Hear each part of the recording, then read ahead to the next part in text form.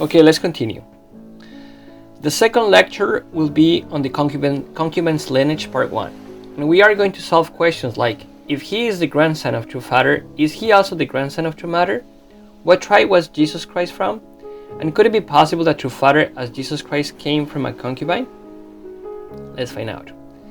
If he is the grandson of true father, is he also the grandson of true mother? True father, open quote. So, becoming pregnant in Zechariah's home, who should be the father? Elizabeth was Zechariah's wife. In that sense, Mary was a prostitute, or actually second wife. The Messiah should be the child of a second. This is related to the restoration situation. Close quote. Father said that on November 24, 2002. True father again. Open quote. In the history of restoration, God lost the original way to Satan. This is why the great people often came from not the primary marriage, but through the relationship of the man and the concubine. Close quote. Father said that on January 12, 2002. True father again. True mother is like the original bride of the bridegroom, and the rest of the women in the world are in the position of concubine. Close quote. You can find this in excerpts on concubines from Samuel Moon, June 9, 1996. The answer is no. The true grandson must be the grandson and son of two concubines, so none of true mother's grandchildren is the true grandson. Now, what tribe was Jesus Christ from? If any Christian is asked this question, they will answer without any doubt from the tribe of Judah, which is the same house of David. But we unificationists know that Jesus Christ's physical father was Zacharias, and Zacharias came from the tribe of Levi, who are called Levites. Luke 1:5, 1 Chronicles 24. On the other hand, a complete genealogy of Mary is not found. It only mentions that she is related to Elizabeth. Luke 1:36. And Elizabeth also came from the tribe of Levi. Luke 1:5 and 1 Chronicles 24. And outside of that, Jesus Christ asks a simple question. If we read in the Gospel of Mark, chapter 12, verse 37, King James Version, it says, David therefore himself calleth him Lord. And whence is he then his son? And the common people heard him gladly. Technically, Jesus Christ was denying that Messiah is David's son and is even above him, which is obvious. Furthermore, his spiritual lineage came from the pure angel of God. Luke 1:26-27. Now, could it be possible that true father as Jesus Christ came from a concubine? True father, open quote, I have a different origin. To say it once again, my origin I think is different from those of you here in Korea. Our ancestors were special. Are you upset? Are there any Mr. Moons among you? Raise your hands. You might say, how dare you neglect us? We are also the children of blessed families. Yet, my birth was on the basis of stronger conditions under heaven's plan. The standard in society for God to allow me be born was on the basis of a preparation of the lineage beyond that of those of you born from blessed parents. Close quote. You can find this in Samuel Moon's life in his own words. Part 1, God prepared the eldest son. True father again. Open quote, it would have been good if my great-uncle had worked in politics, but he was a simple Christian minister. My grandfather was a much-needed person when Dr. Ree was trying to establish a new country. He excelled in classical learning and in modern studies as well. When he was in Johnson, a helicopter was sent to pick him up 3 times. Close quote. You can find this in Samuel Moon's life in his own words. Part 9, the responsibility of family and clan. And in the Gospel of Luke, chapter 1, verse 5, King James Version again, there was in the days of Herod, the king of Judea, a certain priest named Zacharias, of the course of Abiah. And his wife was of the daughters of Aaron, and her name was Elizabeth. In the Bible, it says, open quote, the days of Herod, the king of Judea, close quote. And in True Father's words, it says, open quote, when Dr. Ree was trying to establish a new country, close quote. And we know that Dr. Ree was the president of Korea at the time. In the Bible, it says, open quote, a certain priest named Zacharias, close quote. And in Trufare's great uncle, Moon Jung-guk, he says, open quote, he was a simple Christian minister, close quote. Conclusion, Trufare's great uncle was his physical father like Zacharias was Jesus Christ's physical father. The third lecture will be on the second part of the concubine's lineage, and we are going to solve questions like if Trufare had a wife and concubines, did Jesus Christ too? And did Trufare have a lineage of concubines and illegitimate children like Jesus Christ? Let's find out. If Trufare had a wife and concubines, did Jesus Christ too? Trufare, open quote, what did Jesus speak with a woman from Samaria? Jesus put her in a position of a servant and spoke with her. Having lost his mother and not found his bride, Jesus went to a servant to ask for water. Had she done so, the Samaritan woman would have been in a greater position than Martha and Mary. From the viewpoint of the fallen Adam, Adam's wife is a servant. Eve fell and became a servant. Jesus was born through such a servant's body. Close quote. You can find this in The Weight of Unification, Part 2, Chapter 7, Section 4, Part 1, 2.2. That Jesus Christ asked the Samaritan woman for water, John 4:7, means that she was fertile, Ezekiel 17:8, and that in other words, Jesus Christ intended to bring offspring through her. Trufare again, open quote. Jesus had to reveal his heart, not to legitimate but illegitimate children. Why did he talk to the Samaritan woman about the water of life? He talked about the heavenly kingdom of love. Those were such important words that should be taught to people eternally. Yet he couldn't explain the entire contents pertaining to lineage. Thus he had to choose whomever he could start a family with, having to start the providence of the bride with a prostitute, referring to the Samaritan woman, which however failed. So when Jesus was resurrected three days after his death, when Mary Magdalene tried to touch him, he told her not to. Close quote.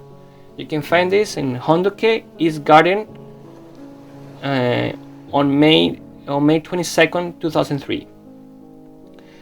Okay, the explanation. The legitimate children are the direct children that he had with the official wife, and the legitimate children are the indirect ones that he had with the concubines. When Trufare said, open quote, when Mary Magdalene tried to touch him, he told her not to, close quote, John 20, verse 17. The meaning of not touching is related to the forbidden sexual love. See the verses Genesis 3:3, Genesis 26, Ruth 2:9, or 2 Samuel 14:10. And if she wanted to touch him, it was because she felt she had the right to do so. And if she felt that, it was because she used to be his wife. Did Trufare have a lineage of concubines and illegitimate children like Jesus Christ? Let's find out. Like everything in life goes through a period of 3 stages: formation, growth, and completion. Also, Trufare's lineage and the preparation of the Korean people were established in 3 stages. Formation. In the book of Genesis, chapters 25, verse 6, King James Version, again, it says, but unto the sons of the concubines which Abraham had, Abraham gave gifts and sent them away from Isaac his son, while he yet lived eastward unto the east country. Growth. Next, I am going to read the description of a documentary that I took from a YouTube channel called Jinjia Long TV, with its characters in Korean alphabet. The description was also in Korean, and what I did was copy and paste into the Google Translate, and this is what I got. Excuse me if you find errors in the translation. I don't speak Korean and English is my second language. The Korean people are Israeli people. 3,000 years ago, the secret of the ancient Hebrew letter Wadang, Kiwa, was unlocked. Dr. Yu Chun-yu claims in his book, War Revolution. It is possible that Koreans are one of the 10 lost tribes of Israel. Professor Ed Greenstein, as one of the few experts on ancient Hebrew, say that Wadang's writing must have been used in the 8th, 6th century before Christ. Since Hebrew has been transformed 18 times, it is said that few scholars can accurately interpret it. A book was discovered by the late Dr. Yu Chan, a famous criminal law scholar claiming that our nation may be an Israeli nation. Dr. Yu, a devout Christian, argued in The World Revolution, published by Jihadsa Company Limited, on December 18, 2014, that Korea is a very mysterious country in the sense that Koreans may be one of the 10 lost tribes of Israel. Listed are 29 examples of the broader commonalities between the culture and language. And below you can find the YouTube link of this video. Completion. This stage begins from the meeting of Jesus Christ with the Samaritan woman. In the Gospel of John, chapter 4, verses 6 and 25, King James Version. Verse 6. Now Jacob's well was there. Jesus, therefore, being wearied with his journey, sat thus on the well, and it was about the 6th hour. And in the verse 25, the woman said unto him, I know the Messiah cometh, which is called Christ. When he is come, he will tell us all things. The 6th hour represents the 6th day when Adam and Eve were created, and the number 25 represents the arrival of the Messiah. That is why Christmas is celebrated on December 25th. Then this connects with the Jews who came to China during the reign of Emperor Min of Han, between the year 58 to 75 Common Era. And the Wikipedia link is below. You can find it. Then this connects to the King Jabi at the time of Shilla dynasty. True Father, open quote, when I looked into the ancestry of the Moon clan, it struck me that the Moon clan began from an illegitimate child. When we look at the family tree, there was a certain king at the time of Shilla dynasty, King Jabi, who through a prophetic dream learned that a special child had been born in the country. The dream instructed him to go to a certain place, to a rock now called Moon's Rock, where he will find a crying baby. That was how it started. From the providential view, Baljuja, the founder of Wadang, is from the Moon clan. Close quote. You can find this in Samuel Moon's life in his own words. Part 1, a Moon clan tradition. This crying baby was King Munju of Baekje. The fourth lecture will be about the third part of the Concubine's lineage, and we are going to solve questions like, which central figures of Christianity had more than one wife? What will be the fate of those people who make a scandal of this practice? And is it that Satan has also passed his lineage through concubines? Let's find out. We all know that in the Old Testament there were central figures who had more than one wife. What about Christianity? Which central figures had more than one wife? Surely in the history of Christendom, there were quite a few kings who had more than one wife and concubines. But the three central figures who marked a new era in Christianity and had more than one wife were Charlemagne, Henry VIII, and Joseph Smith. And of the three, the one that attracted the most attention was Joseph Smith, because he was not a king, but because he was more of a spiritual leader. The links of Charlemagne about concubines and children, wives, concubines, and children is below, and also the link of Henry VIII about wives and concubines is also below. Latter-day Saints Church, open quote, Joseph Smith and Plural marriage. Latter-day Saints believe that monogamy, the marriage of one man and one woman, is the largest standing law of marriage. I'm gonna read again. Sorry. From the history of Latter-day Saints Church, open quote, Joseph Smith and Plural marriage. Latter-day Saints believe that monogamy, the marriage of one man and one woman, is the largest standing law of marriage. In biblical times, the Lord commanded some of his people to practice plural marriage, the marriage of one man and more than one woman. Some early members of the Church of Jesus Christ of Latter-day Saints also received and obeyed this commandment given through God's prophets. After receiving a revelation Commanding him to practice plural marriage, Joseph Smith married multiple wives and introduced the practice to close associates. Close quote. You can find this in library, church history topics, Joseph Smith and plural marriage. The link is below. Well, what would be the fate of those people who make a scandal of this practice? In the book of Genesis, chapter 9, verses 20 to 25, King James Version, it reads, "And Noah began to be a husbandman, and he planted a vineyard, and he drank of the wine and was drunken, and he was uncovered with his tent. And Ham, the father of Canaan, saw the nakedness of his father, and told his two brethren without, and Shem and Japheth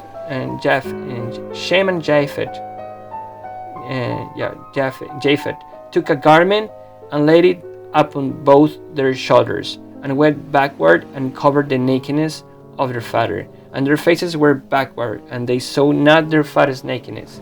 And Noah awoke from his wine, and knew his younger son had done unto him. And he said, Cursed be Canaan, a servant of servants shall he be unto his brethren." If we read in Leviticus chapter 18 verse 6 in the Bible New International Version, we would realize that discovering the nakedness means having sexual intercourse. Therefore, this means that Noah had relations with his daughter-in-law, Ham's wife, because she was in the position of a concubine. Ham in the position of archangel, and Noah in God's position, and the fruit of that relationship had to be the Messiah. But the opposite happened, a curse that we'll still have to pay for. Now the question is, how has Satan also passed his lineage through concubines? Adolf Hitler, by David Icke. Open quote, Adolf's father, Alois Hitler, was the illegitimate son of Maria Schicklgruber.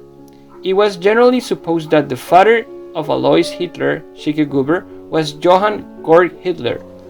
There are some people who seriously doubt that Johann Georg Hitler was the father of Alois. An Austrian document was prepared that proved Maria Ann Schicklgruber was living in Vienna at the time she conceived. At that time, she was employed as a servant in the home of Baron Rothschild. As soon as the family discovered her pregnancy, she was sent back home, where Alois was born. Close quote. You can find this in the documentary Was Hitler a Rothschild? By David Icke. Now, Vladimir Putin, by Alexei Bayer. Open quote, "The full name of every Russian consists of 3 parts. Only the first name is given, and there is no middle name of the kind used in Western cultures. Both the Russian middle name and last name are predetermined by family lineage. The middle name that every Russian uses is the name of his or her father. For example, President Putin's full name is Vladimir Vladimirovich Putin, meaning Vladimir, the son of Vladimir. This, of course, brings us back to Vladimir Vladimirovich Putin, what by the logical powers indicate by patronymics would be Mr. Putin's family lineage. Well, back to Lenin, of course, since Putin's patronymics means that he is the son of Vladimir, hence perhaps such Leninist tactics as closing down the free media, strengthening the role of the state and turning more confrontational with the imperialist West. Close quote. You can find this in the globalist Vladimir Putin's Suspect Family Lineage by Alexei Bayer, August 20, 2001. Now, Kim Jong-un, from Wikipedia. Open quote, his Kim Jong-il's second mistress, Ko Yeon-hee, was a Japanese-born ethnic Korean and a dancer. She had taken over the role of First Lady until her death, reportedly of cancer, in 2004. They had 2 sons, Kim Jong-chol in 1981, and Kim Jong-un, also Jong-un or Jong-un, in 1983. They also had a daughter, Kim Yong-yeon, who was about 23 years old in 2012. Close quote. You can find this in Wikipedia, Kim Jong-il, Personal Life, Family. Spouses: Hon Il-chon, 1966-1969, and Kim Jong-suk, 1974-2011. Domestic partners: Song Hee-rim, 1968-2002, Ko Yeon-hee, 1977-2004, and Kim Ok, 2004-2011. You can find the Wikipedia link. Below is the Wikipedia link. This fifth lecture will be about God's prophet part 1. In this lecture we are only going to quote the prophecies that are about God's prophet, and then we will analyze if he is a unificationist. True Father, quote, "Then how can we know when the end is approaching? God will not hide this moment from man. He does not suddenly bring judgment on the world without warning. God will announce the coming of the great and terrible day through his prophets." Amos 3:7 says, "Surely the Lord God does nothing without revealing his secret to his servants the prophets. God chooses his instrument, and through him God announces his plans." This has been the case throughout the Bible history.